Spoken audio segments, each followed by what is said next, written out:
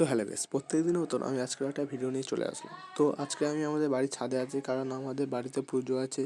আর একাদশী ব্রততে পুজোটা হয়, তার জন্য আমরা এখানে খেতে বসে গেছি একাদশীর খাবার দাবার। তো দেখা যাচ্ছে এখানে আমাদের প্লেট সাজানো হয়ে গিয়েছে। এবার এখানে আমরা খাওয়া দাওয়া করে তারপর আমরা মন্দিরে এসেছি, মন্দিরে বেলুনটা সাজাবো, কারণ আজকে মন্দিরে বাৎসরিক কাজ। তাই জন্য আমরা সন্ধ্যাবেলা দোকানে এসেছি, আমরা তিনজন মিলে, আমি, আমার একটা পিসির ছেলে আর কাকা।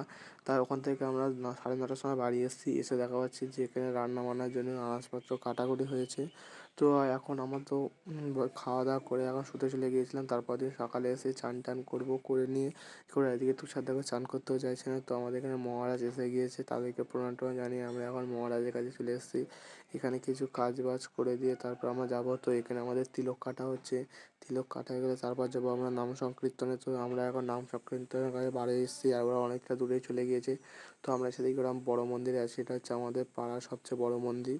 তো মানে 10 নামই মন্দির, তো সেখান থেকে আমরা বাড়ি চলে আসলাম। এবার আমাদের বাড়িতে বাড়ি প্রতিষ্ঠা হবে, মানে ঘরটা প্রতিষ্ঠা হবে। তো তার জন্য এখানে হোমযজ্ঞ হচ্ছে, খাওয়া দাওয়া হচ্ছে। তো আমাদের ভিডিওটা এই পর্যন্ত। Good bye.